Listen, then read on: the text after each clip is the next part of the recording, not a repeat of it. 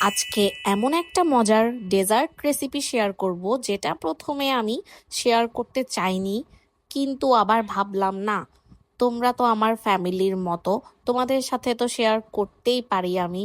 তাই চলে আসলাম আরও একটা ডেজার্ট রেসিপি নিয়ে। মাত্র 3টা উপকরণ দিয়েই আজকে এই ডেজার্টটা আমি রেডি করব। এখানে আমি 1 কাপের মতো নারিকেল গুঁড়া নিয়ে নিলাম। এরপর এখানে আমি 3টা ডিম অ্যাড করব। এরপর কনডেন্স মিল্ক অ্যাড করব। চিনিটা কিন্তু তোমরা তোমাদের পরিমাণ মতো দিয়ে নিবা, যে যেরকম সুইট পছন্দ করো। এখানে কিন্তু তোমরা চাইলে চিনিও ইউজ করতে পারবা, আমি কনডেন্স মিল্ক দিয়ে করতেছি এটা। এইখানে আমি কনডেন্স মিল্ক 3 চামচ অ্যাড করছিলাম।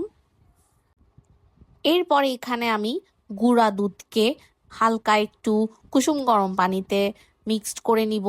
গুঁড়া দুধটা কিন্তু একটু আমি বেশি করে নিছি। এরপর অল্প করে পানিতে মিক্সড করে দেন আমি এখানে দিয়ে দিলাম। এরপর এখানে আমি একটু ভ্যানিলা এসেন্স ইউজ করছি।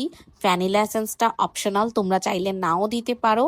ভ্যানিলা এসেন্সটা দিলে ডিমের গন্ধটা আর থাকবে না, এর জন্যই আসলে দেয়া, কিন্তু এটা না দিলেও কোনো সমস্যা নাই। এরপর সবগুলো একসাথে ভালো মতো মিক্সড করে নিব। তোমরা কিন্তু চাইলে এই মিশ্রণটা ব্লেন্ডারে ব্লেন্ড করে নিতে পারো। আমি এটা কিছুক্ষণ হ্যান্ড উইক্স দিয়ে মিক্সড করে এরপর কিন্তু বিটারের সাহায্যে বিট করে নিব। আমি কিন্তু এই ডেজার্টটা একটা রিলসে দেখেই বানাচ্ছি। আমি আগে জানতাম না এরকম কোনো ডেজার্টও বানানো যায়।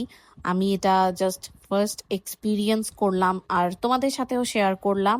এই যে দেখো, আমি এখন এটা বিটারের সাহায্যে একটু বিট করে নিয়েছিলাম। তোমরা কিন্তু ব্লেন্ডারের সাহায্যেও ব্লেন্ড করে নিতে পারবা এটা। এই যে দেখো, আমি কিন্তু হালকা একটু বিট করছিলাম। ব্লেন্ডারে ব্লেন্ড করলে কিন্তু ভালো মতো ব্লেন্ড হয়ে যায়। এই যে আমি এখন একটা মোল্ডে দিয়ে দিব। আমি প্রথমে কিন্তু এই মোল্ডটাতে ঘি ব্রাশ করছিলাম প্রথমে, এরপর আমি এটা চুলায় বেক করতে দিব। আমি ওভেনে বেক করি নাই, তোমরা চাইলে কিন্তু ওভেনেও বেক করে নিতে পারো, এটা কালারটা তখন আরো একটু সুন্দর আসবে। আচ্ছা, আমি কিন্তু এই ডেজার্টটা চুলায় 30 মিনিটের জন্য রাখছিলাম। 30 মিনিট পর দেখলাম আমার ডেজার্টটা একদম রেডি হয়ে গেছে। এখন আমি এটা তোমাদেরকে কেটে দেখাবো যে আসলেই এটা দেখতে কেমন হয়েছিল। ভাই, এই ডেজার্টটা অনেক মজা হয়েছিল, তোমরা মাস্ট এটা ট্রাই করবা। একদম সন্দেশ মিষ্টি যেরকম ওরকম টাইপের হয়েছিল, খেতে কিন্তু অনেক মজা হয়েছিল, মুখের সাথে একদম মিশে যাচ্ছিল। তোমাদেরকে আমি একটা কেটেও দেখাবো। এই তো দেখো, একদম সন্দেশ মিষ্টির মতো লাগতেছিল, অনেক মজা লাগছিল খেতে। তোমরা এটা বাসায় অবশ্যই ট্রাই করবা। Thanks for watching, by.